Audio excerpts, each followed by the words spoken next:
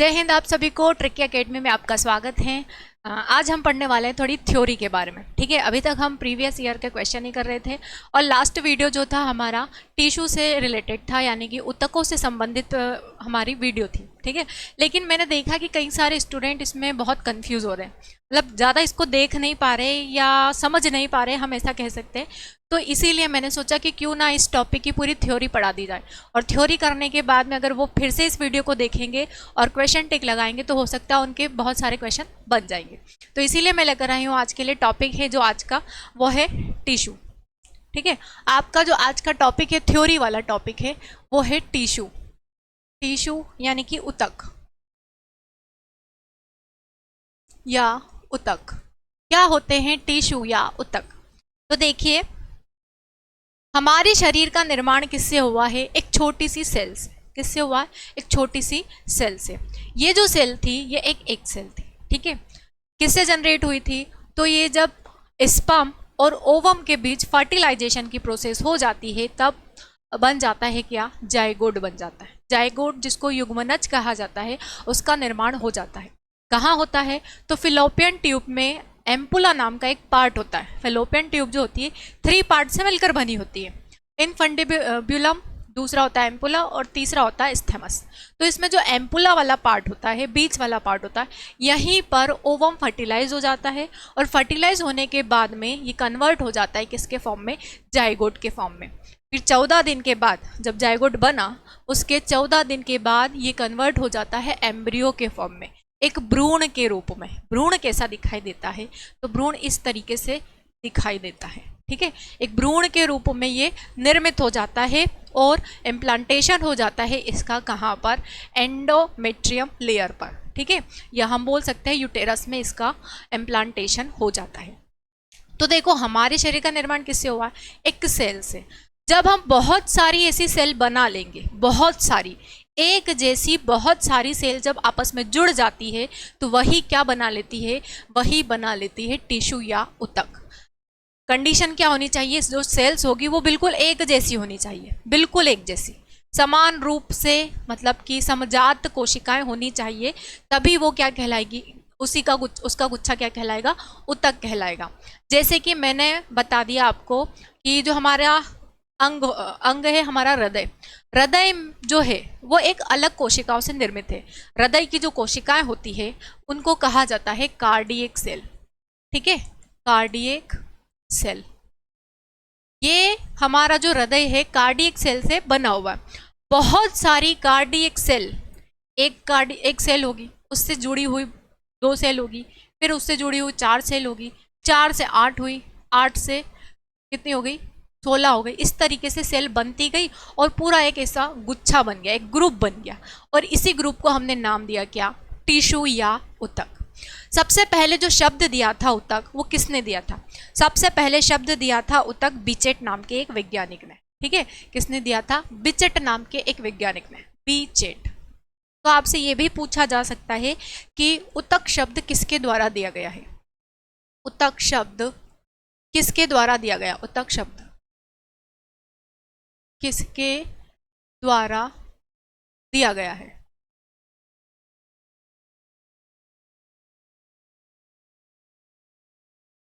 दिया गया है। तो ये जो शब्द दिया था, ये दिया था बिचेट नाम के एक वैज्ञानिक ने। बिचेट। ठीक है, बिचेट नाम के एक वैज्ञानिक ने ये दिया था। उसके बाद में बात आती है कि जो ऊतक होता है उसका अध्ययन क्या कहलाता है? क्या कहलाता है ऊतकों का अध्ययन? अब मैंने बता दिया कि सेल की जो स्टडी होती है वो क्या कहलाती है? साइटोलॉजी कहलाती है ना। रक्त की जो स्टडी होती है वो क्या कहलाती है? वो हेमेटोलॉजी कहलाती है, क्योंकि रक्त की जो कोशिका होती है उसी को क्या कहा जाता है? हेमेटोसाइट कहा जाता है। इसीलिए रक्त की कोशिका का नाम है हेमेटोसाइट। वैसे ही हमारे मस्तिष्क में न्यूरॉन्स होती है, तो मस्तिष्क का अध्ययन क्या बन गया? न्यूरोलॉजी। लेकिन यहाँ पर टिश्यू जो है, टिश्यू या ऊतक की अध्ययन जो होता है वो कहलाता है हिस्टोलॉजी। हिस्टोलॉजी। ये भी पूछ लिया जाता है कि ऊतकों का अध्ययन क्या कहलाता है? हिस्टोलॉजी कहलाता है। ठीक है, क्या कहलाता है? हिस्टोलॉजी कहलाता है। अब ये ऊतक कार्य क्या करते हैं? तो बहुत सारे ऊतक, जिस तरीके से बहुत सारी कोशिकाएं मिलकर क्या बना रही थी, ऊतक बना रही थी, तो ये बहुत सारे ऊतक मिलकर क्या बना लेते हैं, ये बना लेते हैं एक अंग। ठीक है, हमारे शरीर का निर्माण हुआ है एक सेल से, एक कोशिका से, फिर बहुत सारी कोशिकाओं ने मिलकर क्या बना दिया, टिश्यू बना दिया, ऊतक बना दिया, और फिर बहुत सारे ऊतक मिलकर क्या बनाएंगे, ऑर्गन। ऑर्गन यानी कि अंग बनाएंगे, और जब अंग बन जाएंगे तो ये एक तंत्र की तरह कार्य करेंगे, जिन्हें कहा जाता है ऑर्गन सिस्टम। ठीक है, क्या कहा जाता है, अंग तंत्र कहा जाता है। और जब अंग तंत्र आपस में जुड़ जाएंगे तो ये निर्माण कर लेंगे हमारे शरीर का, हमारी बॉडी का। तो यही तो पूरा चक्र है ना, हमारे शरीर का यही तो चक्र है। तो जब बहुत सारी सेल मिली तो बना लिए टिश्यू, और टिश्यू बहुत सारे आपस में मिले तो इन्होंने एक अंग बना लिया। जैसे मैंने अभी आपको बताया था कि जो कार्डियक सेल होती है वो हार्ट की होती है, तो उसमें टिश्यू भी तो होंगे, बहुत सारी कोशिकाओं ने कुछ टिश्यू भी तो बनाए होंगे, तो वही कार्डियक टिश्यू जो होते हैं उसने पूरा एक ऑर्गन बना लिया, जिसको हमने नाम दिया था हृदय। ठीक है, तो इस तरीके से अलग अलग टिश्यू होते हैं। हृदय में जो पाए जाने वाले कोशिकाएं होती है वो पेशीय ऊतक होते हैं। ठीक है, क्योंकि हृदय में जो कोशिकाएं होती है वो किस प्रकार की होती है, पेशीय कोशिका होती है, इसलिए वो किस में आते हैं, पेशीय ऊतक में आते हैं। चलो, इतना क्लियर हो गया है कि आपको नोट करना है तो आप कर लीजिए। ये ऊतक शब्द किसने दिया है, बीचेट ने दिया है। ऊतकों का अध्ययन क्या कहलाता है, हिस्टोलॉजी कहलाता है। ऊतक होते क्या है, तो बंच ऑफ सेल या कोशिकाओं के समूह को क्या कहा जाता है, ऊतक कहा जाता है। ठीक है, चलो आगे बढ़ते हैं। अब ऊतक जो होते हैं ये कितने प्रकार के हैं, तो हम हेडिंग लिखेंगे यहाँ पर, ऊतक के प्रकार। ऊतक के प्रकार, कितने प्रकार के होते हैं ऊतक, तो देखो ऊतक जो होते हैं ना, पादप में भी होते हैं और जंतु में भी होते हैं, या हम ऐसा बोल सकते हैं कि जितने भी लिविंग ऑर्गेनिज्म होते हैं सभी में क्या होता है, टिश्यू होते हैं, या उन्हीं के ऊतक होते हैं। अब पादप में अलग टाइप के ऊतक होते हैं और हमारे अंदर अलग टाइप के होते हैं। तो अभी जो हम ऊतक पढ़ रहे हैं ये जंतु ऊतक के बारे में, हम पादप ऊतक भी आपको पढ़ाएंगे, पर पहले हम जंतु ऊतक आपको पूरा क्लियर कर देते हैं, ताकि जंतु ऊतक से जितने भी क्वेश्चन आपके वीडियो में डले हुए हैं, जो पेपर में आए हुए क्वेश्चन थे, उससे आपकी प्रैक्टिस हो जाएगी। फिर पादप ऊतक भी आपको यहाँ पर पढ़ा दिया जाएगा। ठीक है, तो हम जंतु ऊतक की तरफ बढ़ते हैं। ऊतक के प्रकार, कितने प्रकार के होते हैं, 4 प्रकार के होते हैं। कौन कौन से होते हैं, तो देखिए यहाँ पर 4 प्रकार के जंतु ऊतक पाए जाते हैं।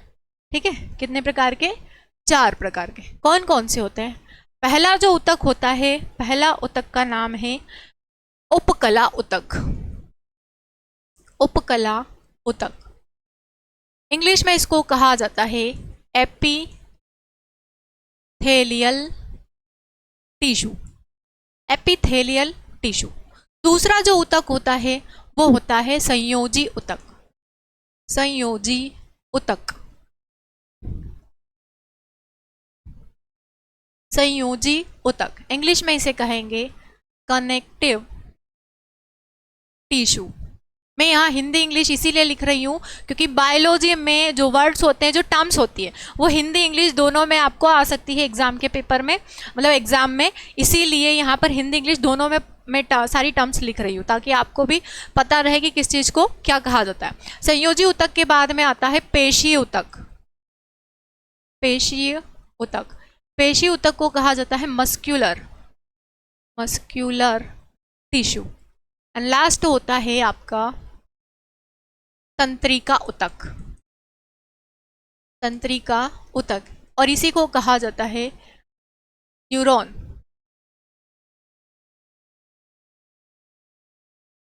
या आप बोल सकते हैं नर्व टिश्यू भी बोल सकते हैं इसको, नर्व टिश्यू। नर्व टिश्यू लिख लो आप, न्यूरॉन की जगह नर्व टिश्यू कर लेते हैं। ठीक है, अब जो उपकला ऊतक होता है यह आगे चलकर अलग अलग भागों में विभाजित है।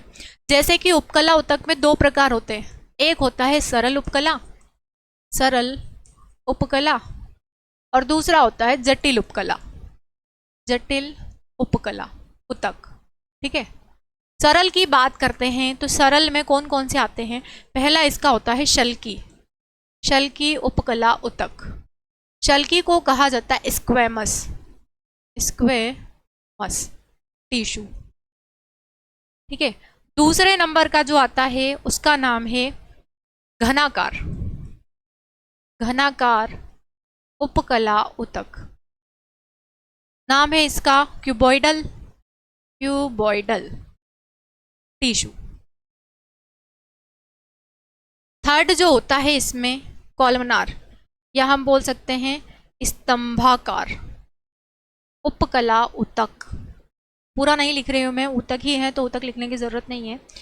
इंग्लिश में इसको कहा जाता है कॉलमनार टिश्यू। ठीक है, तो ये जो 3 प्रकार के हैं ये सरल उपकला ऊतक के अंतर्गत आते हैं। जटिल उपकला ऊतक में कुछ नहीं आता है, केवल आपकी त्वचा रहती है। क्या होती है? आपकी त्वचा। इसमें क्या रहेगा? केवल त्वचा।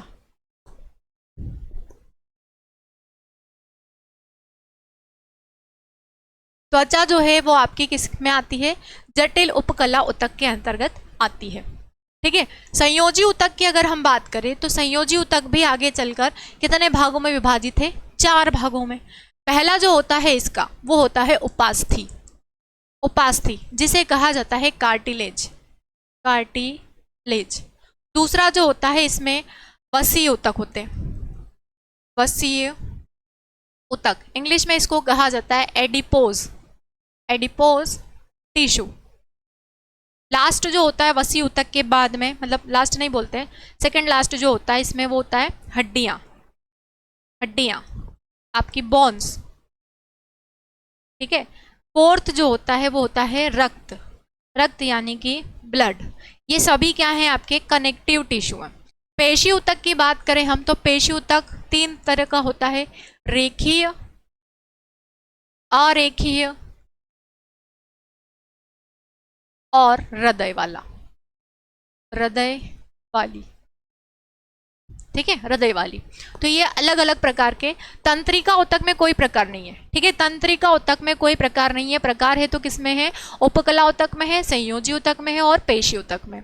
उपकला ऊतक 2 प्रकार का होता है, सरल उपकला ऊतक और जटिल उपकला ऊतक। सरल वो होते हैं जो सिंगल लेयर्स में होते हैं, उन्हें सरल उपकला ऊतक कहा जाता है। जटिल वो होते हैं जो मल्टी लेयर्स में होते हैं, है ना, उन्हें क्या कहा जाता है? जटिल उपकला ऊतक कहते हैं। उसके बाद में सरल उपकला ऊतक ही आगे चलकर 3 भागों में विभाजित है, शल्की उपकला, घनाकार उपकला और स्तंभाकार उपकला। उसके बाद में संयोजी ऊतक आते हैं। संयोजी ऊतक 4 प्रकार के होते हैं, उपास्थि, वसीय ऊतक, हड्डी और रक्त। ये सभी हमारे शरीर के सभी अंगों को आपस में जोड़ रहे हैं, इसीलिए इनको क्या कहा जाता है?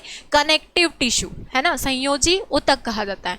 पेशी ऊतक, आपकी जो मांसपेशियां होती है उनमें जो ऊतक होता है वो क्या कहलाता है? पेशी ऊतक कहलाता है।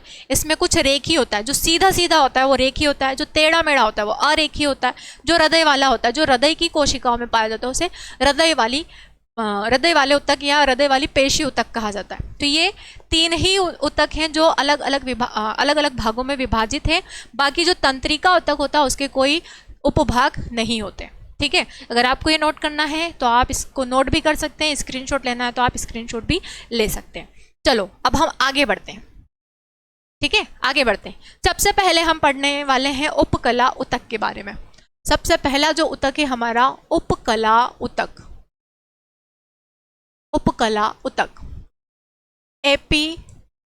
एपिथेलियल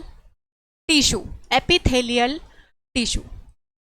ठीक है, मैंने आपको बताया था कि उपकला ऊतक जो होता है ये सुरक्षा प्रदान करता है। अभी यही बताया था मैंने, ठीक है, थोड़ी देर पहले ही बताया था। तो जो सुरक्षा प्रदान करने का कार्य होता है वो किस प्रकार के ऊतक का होता है? उपकला ऊतक का होता है। किस प्रकार के? उपकला ऊतक का कार्य होता है। ठीक है, कार्य लिख लेंगे हम बाद में, पहले समझ लेते हैं कि उपकला ऊतक जो होते हैं वो कैसे होते हैं। तो मैंने आपको बताया कि 2 प्रकार के होते हैं, एक होते हैं सरल और दूसरे होते हैं जटिल। एक होते हैं सरल और दूसरे होते हैं जटिल। क्या होता है कि ऐसे ऊतक जिनमें जो कोशिकाएं होती है उनमें अंतर कोशिकीय स्थान नहीं होता है, वही क्या कहलाते हैं? सरल होते हैं। जैसे कि देखिए आप, ये कोशिका है, ये आपस में जुड़ी है, क्या इसमें अंतरकोशीय जगह आपको दिखाई दे रही है? बिल्कुल भी नहीं दिखाई दे रही है। तो ये क्या कहलाएंगे? सरल उपकला ऊतक कहलाएंगे। क्या कहलाएंगे? सरल उपकला ऊतक। लेकिन अगर ये जो लेयर है ये यहाँ पर सिंगल लेयर थी, इन्हीं लेयर को मैं 2-3 लेयर्स में बना दूं तो ये क्या कहलाएंगे? कोशिकाएं तो इसी तरीके से जुड़ी रहेंगी, पर यहाँ पर एक से अधिक लेयर होगी। अधिक परतें होगी, एक से अधिक परतें होंगी तो वो क्या कहलाएंगे, वो कहलाएंगे जटिल उपकला ऊतक, जटिल उपकला ऊतक। अब दोनों में ही अंतरकोशिकीय स्थान जो रहेगा वो नहीं पाया जाता है, ठीक है। उपकला ऊतक ही क्या होता है, जिसमें अंतरकोशिकीय स्थान नहीं पाया जाता है। क्या होते हैं उपकला ऊतक, जिनमें अंतरकोशिकीय स्थान नहीं पाया जाता है, साथ में अंतरकोशिकीय बल भी नहीं पाया जाता है। इंटरमोलिक्यूलर जो स्पेस होता है वो नहीं होता है, इसमें एब्सेंट होता है, ठीक है। और इंटरमोलिक्यूलर बॉन्ड भी जो होता है वो एब्सेंट होता है। तो इसमें अंतरकोशिकीय बंध और जगह दोनों ही नहीं पाई जाएगी, ठीक है। ये सरल और जटिल की बात हो गई। अब जो एकल परती होगा वो क्या होगा, वो होगा सरल एकल परती, और जो बहुपर्ती होगा वो क्या होगा, बहुपर्ती जटिल होगा, ठीक है। एकल परतीय मतलब सरल और बहुपर्तीय मतलब जटिल। संरचना भी कैसी होती है, संरचना होती है इसकी सरल, संरचना कैसी होती है, सरल होती है। लेकिन इसकी संरचना कैसी होती है, इसकी संरचना भी जटिल होती है। कैसी होती है, नाम ही इसका जटिल है, कॉम्प्लेक्स, ठीक है। नाम ही इसका जटिल है तो संरचना भी कैसी होगी, जटिल ही तो होगी। उदाहरण के लिए अगर हम देखें तो कहाँ कहाँ पर सरल पाए जाते हैं और कहाँ कहाँ पर जटिल पाए जाते हैं। तो जो उदाहरण है इसके वो क्या क्या हैं, रक्त वाहिकाएं, रक्त वाहिकाएं, रक्त वाहिकाओं की दीवारें, ऐसा लिख लो, रक्त वाहिकाओं की दीवार। रक्त वाहिकाएं किन्हें कहेंगे, धमनी और शिरा। क्या होता है, धमनी और शिरा, यही तो हमारे शरीर की रक्त वाहिकाएं। धमनी जो होती है हमारे शरीर से शुद्ध रक्त ले जाती है, शुद्ध रक्त जिसमें ऑक्सीजन होता है उसी को क्या कहेंगे हम, प्योर ब्लड कहेंगे, शुद्ध रक्त कहेंगे। और शिरा जो होती है ये हमारे शरीर से अशुद्ध रक्त ले जाती है, जिसमें कार्बन डाइऑक्साइड ज्यादा होता है, उसी को क्या कहा जाता है, अशुद्ध रक्त। और वो कौन प्रवाहित करता है, वो शिरा करती है। आपको अपनी स्किन पर ऐसा ग्रीन ग्रीन कलर की जो लाइनें दिखाई दे रही है वो क्या है, वो शिराएं हैं। और जो धमनियां होती है सफेद रंग की होती है, ठीक है। धमनियां किस रंग की होती है, सफेद रंग की होती है। लेकिन शिराएं जो होती है हरे नीले रंग की हो सकती है, हरे रंग की ही होती है जनरली। और जो इंजेक्शन वगैरह लगते हैं वो शिराओं में ही लगते हैं ताकि वो अशुद्ध रक्त चला जाए आपके हृदय में, फिर शुद्ध होकर वापस से पूरे शरीर में प्रवाहित हो जाए, ठीक है। तो ये होती है धमनी शिरा। इनकी जो दीवारें होती है वो किस प्रकार की होती है, सरल उपकला ऊतक की बनी होती है। हो गया। इसके बाद में जो मुख गुहा होती है, ठीक है, मुख गुहा, बक्कल कैविटी।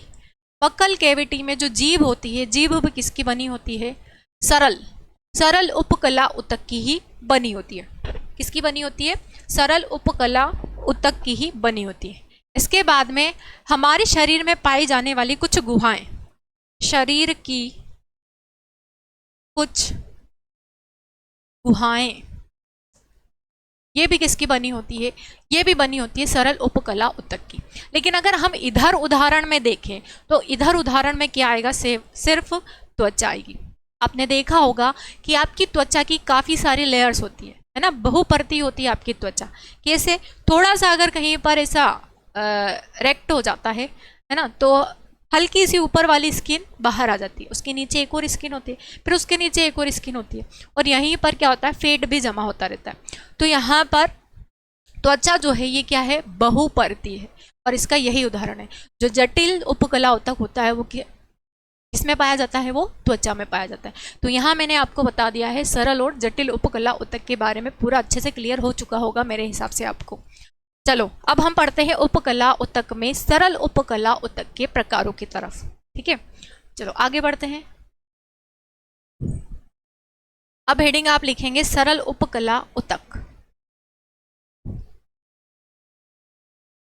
सरल उपकला ऊतक, सरल उपकला ऊतक, सिंपल एपिथेलियल टिश्यू कितने प्रकार का होता है, 3 प्रकार का होता है। पहला जो होता है वो है शल्की, स्क्वेमस, स्क्वेमस। दूसरा है घनाकार, क्यूबॉइडल। इसके आगे लिख भी लेना, उपकला उतक भी आएगा इसके आगे, ठीक है। शल की उपकला उतक, घनाकार उपकला उतक और खंबाकार, खंबाकार उतक, इसे कहेंगे हम कॉलमनार टिश्यू, ठीक है। ये इसके टाइप हो गए। सबसे पहले हम पढ़ेंगे शल की उपकला उतक के बारे में। शल की उपकला उतक क्या होता है ना। तो जिनकी कोशिकाएं कैसी हो, चपटी हो, साथ में पतली भी हो, चपटी और पतली कोशिकाओं से निर्मित,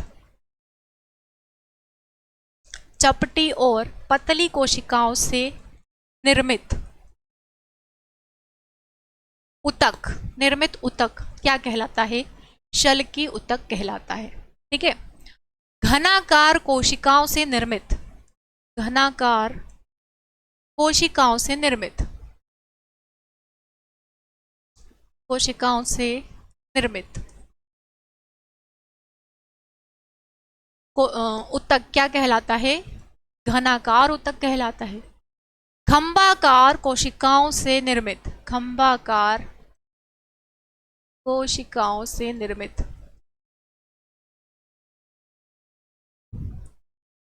निर्मित उतक क्या कहलाता है, खंबाकार उतक कहलाता है, ठीक है। जिन भी उतकों की कोशिकाएं पतली होती है, चपटी होती है, इस तरीके से पतली और चपटी होती है, वो क्या होते हैं, शल की उतक कहलाते हैं या शल की उपकला उतक कहलाते हैं।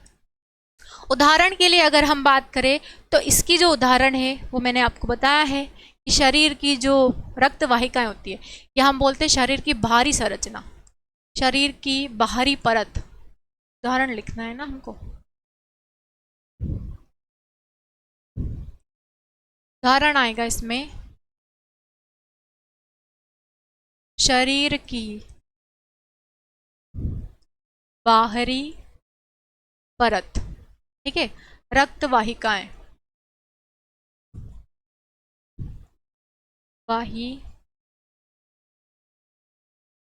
रक्त वाहिकाएं, ये भी क्या होती है, शल की उपकला उतक की बनी होती है।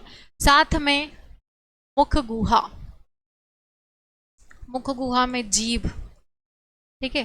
उसके बाद है ग्रास नली, ये भी किसकी बनी होती है, शल की उपकला उतक की बनी होती है। उसके बाद में शरीर की गुहाएं, शरीर की गुहाएं, ये सब किसकी बनी होती है, शल की उपकला उतक की बनी होती है, ठीक है।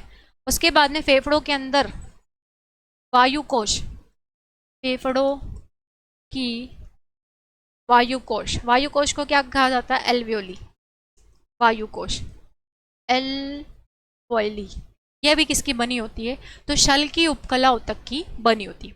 घनाकार अगर कोशिका की बात करते हैं हम, ये जो मैंने लिखा था ना यहाँ पर, मुख गुहा या गुहाओं के नाजुक आवरण, शरीर की जो गुहाओं के आवरण होते हैं उनका कवर जो होता है वो किसका बना होता है, शल की उपकला का। घनाकार उपकला उतक की बात करें हम तो ये कहाँ पाई जाती है, हमारी लार ग्रंथियों में,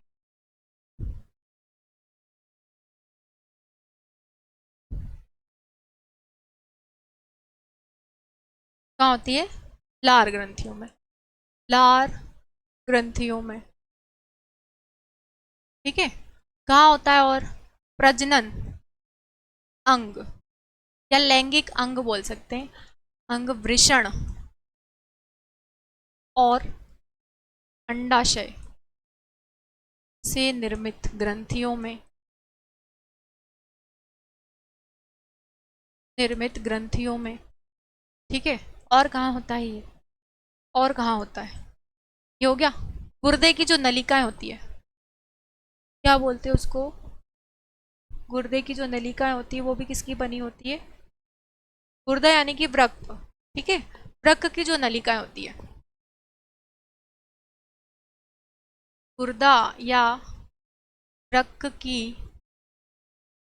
नलिकाओं, नलिकाएं, नलिकाओं की दीवार, वो भी किसकी बनी होती है, घनाकार, घनाकार उतक की, घनाकार उपकला उतक की। उसके बाद में और क्या होता है, वृक्क की नलिकाओं की दीवार, या हम बोल सकते हैं कि जो मूत्र मार्ग होता है, मूत्र मार्ग क्या होता है, यूरेथ्रा, यूरेथ्रा किस क्या होता है? घनाकार कोशिकाओं या घनाकार ऊतकों से निर्मित होता है। कार्य क्या होता है इसका? इसका कार्य नहीं लिखा हमने। इसका कार्य होता है स्त्रावण या अवशोषण करना, अवशोषण करना इसका कार्य होता है। ठीक है। शल्कीय उपकला ऊतक का कार्य अगर हम लिखें तो शल्कीय उपकला ऊतक का कार्य क्या होता है?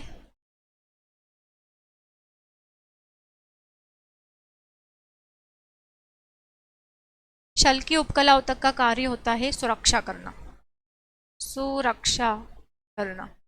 ठीक है। अब हम बढ़ते हैं किसकी तरफ? खंभाकार ऊतक के।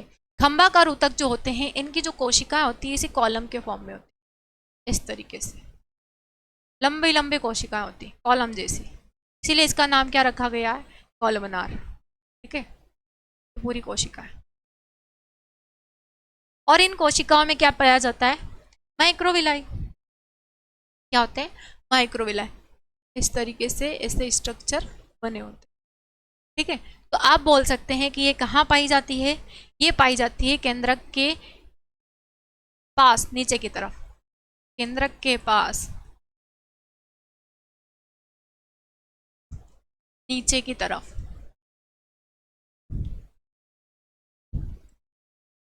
पाई जाती है, या पाए जाते हैं, पाए जाते लिख लो आप।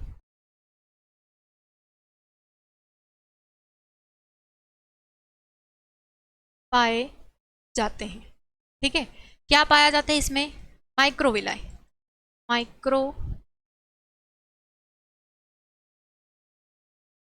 माइक्रोविलाई इसमें प्रेजेंट होते हैं। ठीक है। और ये कहाँ होता है? तो अमाशय, अमाशय, अमाशय यानी कि स्टमक, अमाशय और छोटी आंत, छोटी आंत की दीवारें इसी की बनी होती है। ठीक है। तो यहां से बहुत सारे क्वेश्चन बन रहे हैं। आपसे पूछेंगे कि चपटी पतली कोशिकाओं से निर्मित उपकला ऊतक कौन सा होता है? क्या बताएंगे आप? शल्कीय उपकला ऊतक। आपसे पूछेंगे कि जो भी मनुष्यों में प्रजनन अंग होते हैं या वृषण या अंडाशय होता है उनकी ग्रंथियों का निर्माण या ग्रंथियों से स्त्रावण किन प्रकार के ऊतकों के माध्यम से होता है? घनाकार ऊतकों से। ठीक है। उसके बाद में आपसे पूछेंगे कि अमाशय या छोटी आंत की जो दीवारें हैं किस प्रकार के ऊतकों से निर्मित है? तो आप क्या बताएंगे कि खंभाकार ऊतकों से निर्मित होती है। आपसे पूछा जा सकता है कि ग्रास नली में किस प्रकार के ऊतक पाए जाते हैं? शल्कीय उपकला ऊतक पाए जाते हैं। रक्त वाहिकाओं में किस प्रकार के ऊतक पाए जाते हैं? तो शल्कीय उपकला ऊतक पाए जाते हैं। स्क्वैमस कहा जाता है इनको। तो ये बहुत ही इंपॉर्टेंट है, बहुत सारे क्वेश्चन बन रहे हैं यहाँ से आपको। चाहे तो आप इसका स्क्रीनशॉट ले सकते हैं। फिर हम आगे बढ़ते हैं, हम पढ़ेंगे अब संयोजी ऊतक के बारे में। ये उपकला ऊतक था। उपकला ऊतक को दो प्रकार से विभाजित किया गया है, सरल और जटिल के रूप में। उसके बाद में सरल उपकला को तीन तरीके से विभाजित किया गया है, स्क्वैमस, क्यूबॉइडल एंड कॉलमनार। ठीक है। स्क्वैमस को कहा जाता है शल्कीय उपकला ऊतक, क्यूबॉइडल को कहा जाता है घनाकार और खंभाकार को कहा जाता है कॉलमनार। चलो अब हम आगे की तरफ बढ़ते हैं। अब हम पढ़ेंगे संयोजी ऊतक। सेकेंड टाइप का जो ऊतक है वो है संयोजी ऊतक। संयोजी ऊतक, संयोजी ऊतक यानी कि कनेक्टिव, कनेक्ट कर रहा है ना ऑर्गन्स को, इसीलिए कनेक्टिव टिश्यू, कनेक्टिव टिश्यू। ऐसे ऊतक जो कई सारे अंगों को आपस में जोड़ने का कार्य करते हैं उन्हीं को क्या कहा जाता है? कनेक्टिव टिश्यू कहा जाता है या संयोजी ऊतक कहा जाता है। ठीक है। ये जो ऊतक होते हैं काफी मजबूत ऊतक होते हैं। अब भैया एक दूसरे को जकड़ रहे हैं, एक दूसरे को ज्वाइंट कर रहे हैं, तो मजबूती तो होनी चाहिए इन ऊतकों में। बाकी जो उपकला ऊतक होता है काफी सॉफ्ट सा होता है, टूट सकता है, मुलायम सा होता है। लेकिन सबसे मजबूत जो ऊतक होते हैं वो कौन से होते हैं? संयोजी ऊतक होते हैं। संयोजी ऊतक क्यों मजबूत होते हैं? आपकी हड्डियां टूट सकती है, पर ऐसे क्या टूटती है क्या? चलते फिरते आपकी हड्डियां टूट जाती है? नहीं टूटती है। लेकिन उपकला ऊतक में अगर कहीं खरोच लग जाती है तो आपकी स्किन के ऊपर ऐसे रेशे पड़ जाते हैं, तो वो थोड़ा नाजुक सा होता है। संयोजी ऊतक जो होता है सबसे मजबूत होता है। यह सबसे मजबूत ऊतक है, यह सबसे मजबूत ऊतक है। ठीक है। क्या है, सबसे मजबूत ऊतक है। कितने प्रकार का होता है? 4 प्रकार का होता है ना, 4 प्रकार का होता है। पहला जो होता है इसमें क्या है, पहला जो होता है उसको कहा जाता है कार्टिलेज, कार्टिलेज उपास्थि। दूसरा जो होता है वसीय ऊतक, वसीय ऊतक, एडिपोस टिश्यू, एडिपोस टिश्यू। तीसरा जो होता है आपका हड्डियां, हड्डियां, बोन्स। मैं अलग अलग एक एक को अलग अलग डिस्क्राइब करूंगी क्योंकि बहुत सारी चीज़ें इसमें आपकी कवर हो जाएगी, ठीक है, इसीलिए मैं इसको शॉर्टकट में नहीं निपटाऊंगी। वैसे तो अगर इस टॉपिक के हिसाब से इन चीज़ों को देखा जाए तो काफ़ी शॉर्टकट में हम निपटा सकते हैं, लेकिन ये वाला टॉपिक मैं पूरा डिस्क्राइब कर रही हूँ तो इसमें हर चीज़ को पूरे डिटेल में मैं आपको बताऊंगी। हड्डियाँ जो होता है उसमें क्या क्या चीज़ें होती है, किन से कितनी लेयर्स होती है, सारी चीज़ें मैं आपको यहाँ पर बताऊंगी। तो संयोजी ऊतक जो होता है ये सबसे मजबूत ऊतक होता है। इसका जो पहला ऊतक होता है वो होता है कार्टिलेज या उपास्थि। अब कार्टिलेज क्या होता है, तो शरीर की ऐसी नरम हड्डियाँ जो आप बोल सकते हैं कि ठोस भी है साथ में लचीली भी है, तो इस प्रकार की हड्डियाँ क्या कहलाती है, कार्टिलेज कहलाती है। ठीक है, क्या कहलाती है, कार्टिलेज। इसमें जो कोशिकाएं होती है वो किस प्रकार की कोशिकाएं होती है, कॉन्ड्रोसाइट्स कोशिकाएं होती है।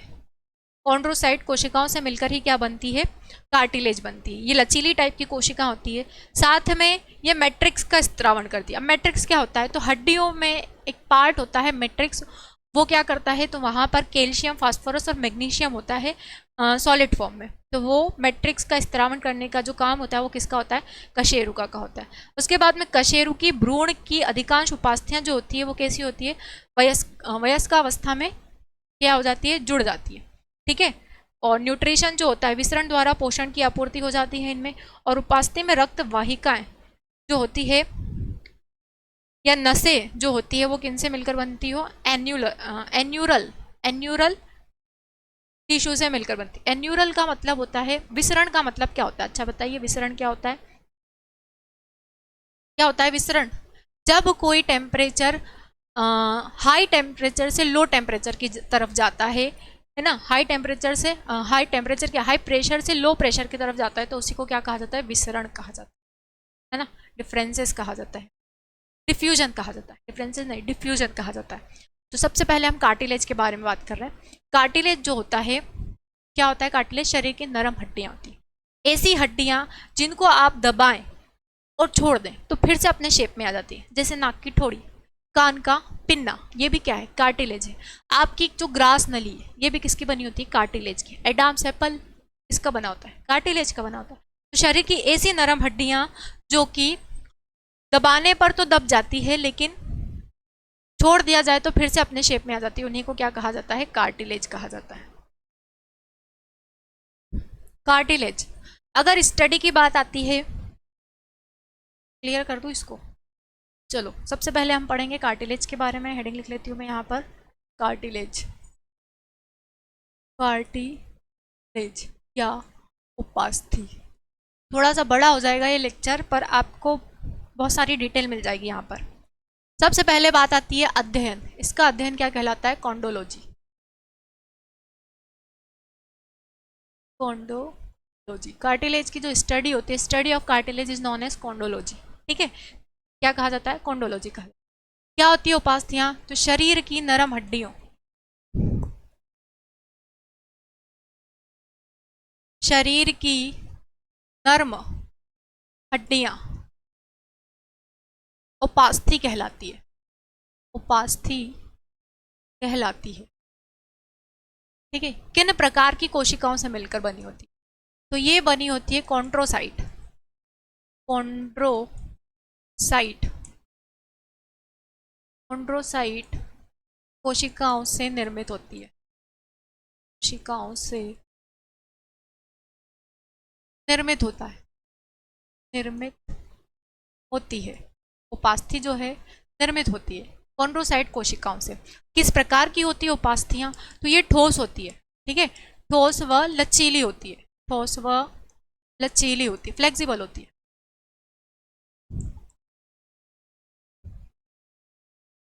ठोस भी होती है और थोड़ी लचीली भी होती है। अब ऐसे नाक की ठोड़ी को दबाकर देखो, ठोस तो है पर साथ में लचीली भी है, तो ये क्या होती है, ठोस भी होती है साथ में लचीली भी होती है। ठीक है, इसके बाद में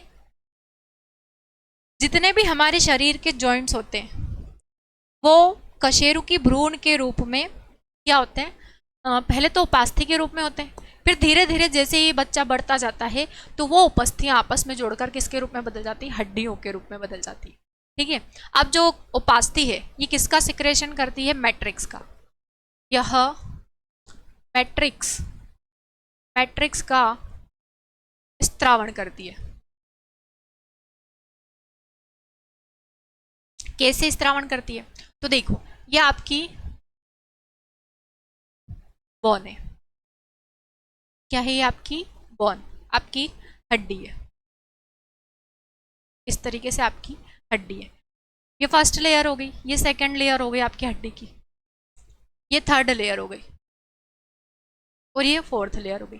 फर्स्ट लेयर जो होती है इसको कहा जाता है पेरियोस्टियम, अलग इंक से लिख देती हूँ मैं, या अलग अलग इंक से ही बना देती, मजे में अच्छे से आएगा आपको फिर।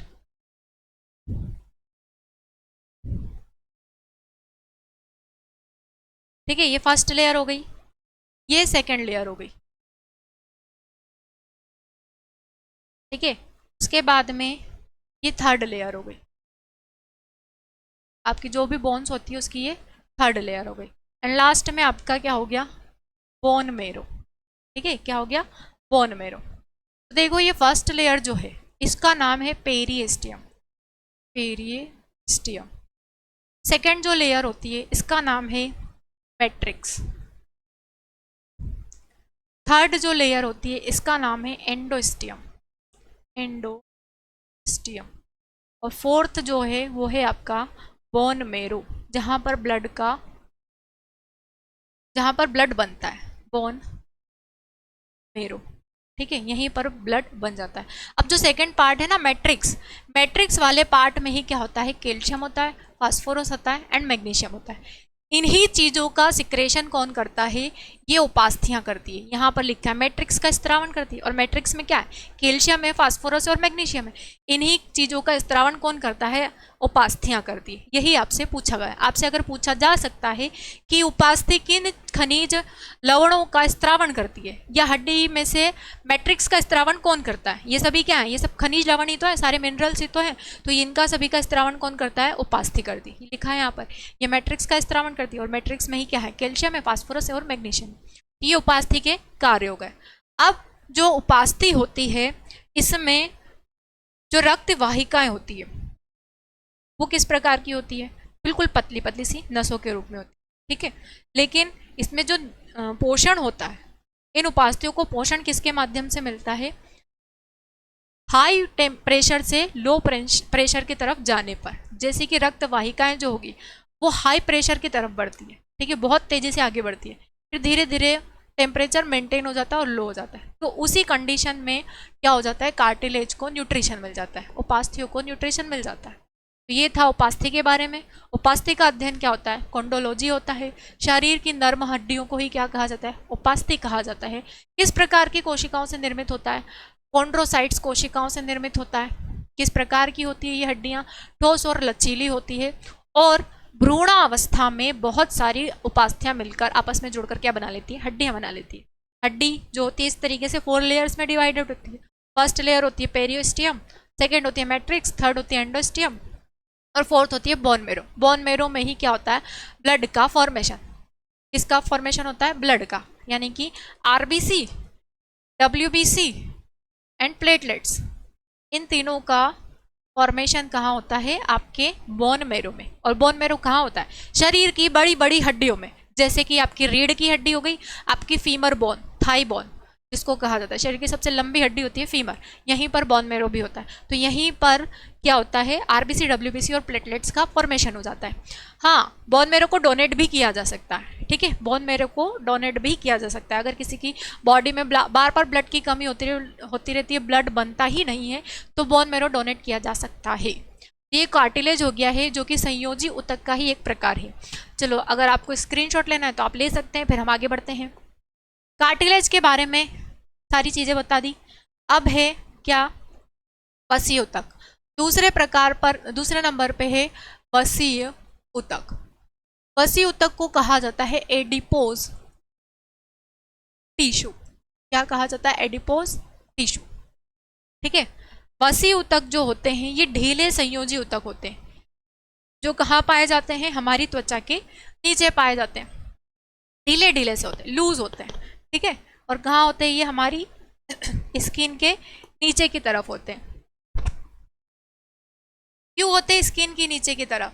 क्योंकि ये फैट को स्टोर करने का वर्क करते हैं। और इनकी जो सेल्स होती है वो क्या कहलाती है? एडिपोसाइट कहलाती है। ठीक है।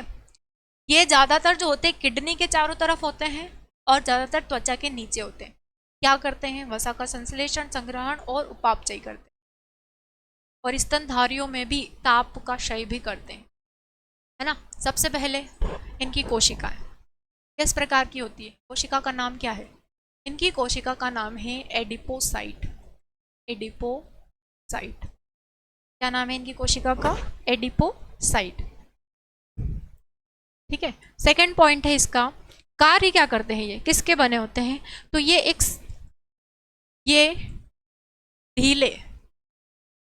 ढीले संयोजी ऊतक होते हैं। ढीले व वसीय, नाम ही है उनका वसीय ऊतक, तो वसा तो होगी उनमें। ढीले व वसीय कोशिकाओं से निर्मित होते हैं।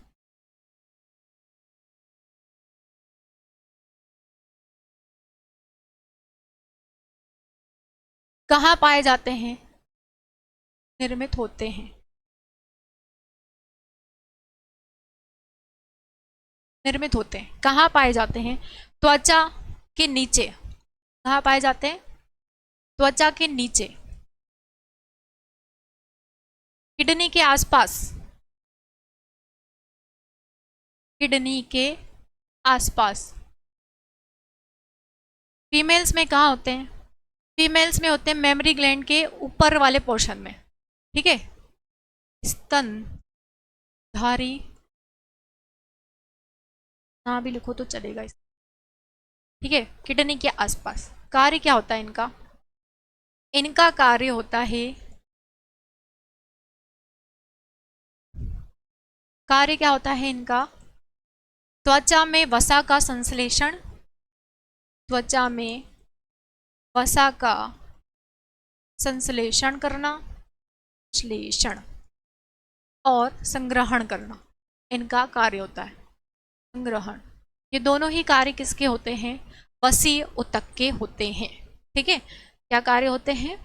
त्वचा में वसा का संश्लेषण करना और संग्रहण करना। ये दोनों ही कार्य किसके हैं? वसीय ऊतक के हैं। यकृत में भी वसीय ऊतक पाए जाते हैं। ठीक है। और शरीर में ज्यादा वसा होने पर या लीवर में कहाँ होते हैं? किडनी के आसपास और यकृत में भी होते हैं वसीय ऊतक। ठीक है। अगर यकृत पर फैटी एसिड, फैट जम जाता है तो लीवर सिरोसिस हो जाता है। क्या हो जाता है? Liver cirrhosis. बहुत ज्यादा फैट जम गया है लीवर वाले पोर्शन पर, इस टाइप से होता है लीवर। अगर यहाँ पर फैट बहुत ज़्यादा जम गया है तो इसकी जो सेल्स होती है ना, हेपेटिक सेल, वो ठीक तरीके से वर्क नहीं कर पाती। वर्क ना करने के कारण इसके ऊपर स्वेलिंग बन जाती है, और स्वेलिंग अगर इसके ऊपर आ गई तो आपके पैरों में भी सूजन आ जाती है। फिर इसको कहा जाता है लीवर सिरोसिस कहा जाता है ना। इस कंडीशन में हार्ट अटैक आने की भी बहुत ज़्यादा संभावना होती है। व्यक्ति को हार्ट अटैक भी आ सकता है क्योंकि ये ब्लॉकेज शुरू हो जाते हैं जो भी सेल्स होती है उनके अंदर। लीवर की जो सेल्स होती है हेपेटिक सेल्स होती है। हृदय की जो कोशिका होती है कार्डियक सेल होती है। तो कार्डियक सेल में जब यहाँ पर रक्त का सही से प्रवाह नहीं हो रहा है, फैट जम रहा है कोलेस्ट्रॉल के फॉर्म में, तो इसका असर पड़ता है आपके हार्ट पर। हार्ट में कोरोनरी धमनी होती है, कोरोनरी आर्टरी होती है, जिसमें भी ब्लड का फ्लो ठीक से नहीं हो पाता है। और ब्लड का फ्लो अगर उसमें ठीक से नहीं हो पाया तो व्यक्ति को पूरे चांस रहते हैं हार्ट अटैक के। ठीक है। इसीलिए ज़्यादा फैट लेना भी सही नहीं होता है। तो लीवर में भी ये वसीय ऊतक जमने लग जाते हैं। तो ये हो गए वसीय ऊतक के बारे में सारी जानकारी। ठीक है। अब हम पढ़ेंगे रक्त के बारे में। अगला जो संयोजी ऊतक है वो क्या है आपका, रक्त। या हड्डियों के बारे में पढ़ लीजिए, तीसरा जो था वो बोन था। थर्ड है बोन्स, हड्डियां।